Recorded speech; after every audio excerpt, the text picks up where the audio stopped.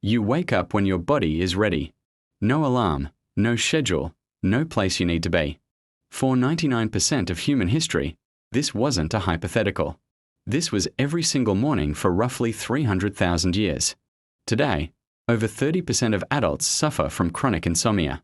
We fight our biological clocks with blue light screens, artificial lighting, and structured 8-hour shifts.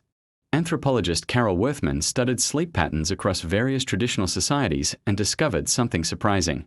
Did they really sleep in one solid block like we do? Or is modern sleep completely broken? To find the truth, we have to look at the evidence left behind in the dirt and the behavior of modern hunter-gatherer tribes.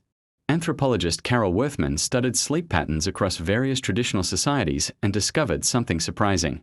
Prehistoric sleep was never a lonely, silent, 8-hour block in a dark room.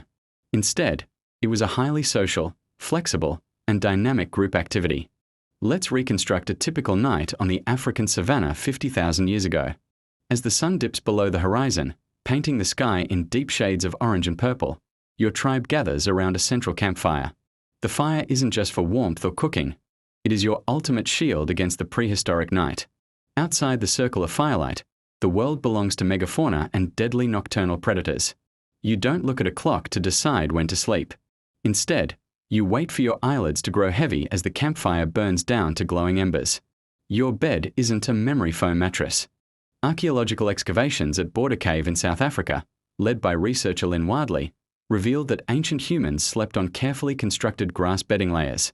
These beds weren't just random piles of weeds. The researchers found remnants of aromatic plants, like Cryptocarya woody, which produce chemical compounds that naturally repel mosquitoes and other biting insects. Your ancestors were practicing sophisticated pest control over 200,000 years ago.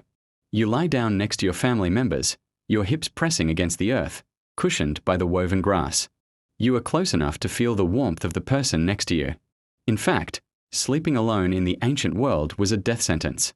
Group sleep provided evolutionary safety. If a leopard approached the camp, the rustle of leaves or a low growl would instantly wake the lighter sleepers. This brings us to a phenomenon known as the Sentinel Hypothesis, studied extensively by evolutionary anthropologist Charlie Nunn.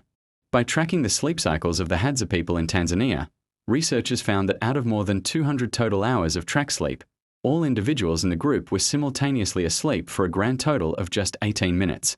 At any given moment during the night, at least one person was awake, tending the fire, stargazing, or simply adjusting their position. Your tribe operated a natural, rotating night watch system without anyone ever scheduling a shift. But what about the structure of the sleep itself? Modern society tells you that you need 8 continuous hours of sleep to function.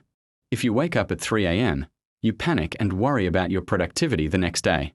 But history shows that waking up in the middle of the night is entirely natural. Historian Roger Ekirch uncovered massive amounts of historical data showing that before the Industrial Revolution, humans practiced segmented sleep. You would go to sleep for about 4 hours, wake up around midnight for an hour or two of quiet wakefulness, and then go back to sleep for a second 4-hour block. During this midnight gap, ancient humans didn't check their phones. They talked quietly, recounted dreams, or checked on the perimeter fire. The idea that we must sleep in one solid, uninterrupted block is a modern invention, forced upon us by the invention of the light bulb and the rigid schedules of factory work. The Industrial Revolution essentially trapped us in an artificial rhythm. So, the next time you find yourself staring at the ceiling in the middle of the night, unable to drift back into slumber, do not panic. Your body isn't broken. It is simply remembering the ancient rhythm of the savanna. You are wired to wake up, to check your surroundings, and to feel the cool night air.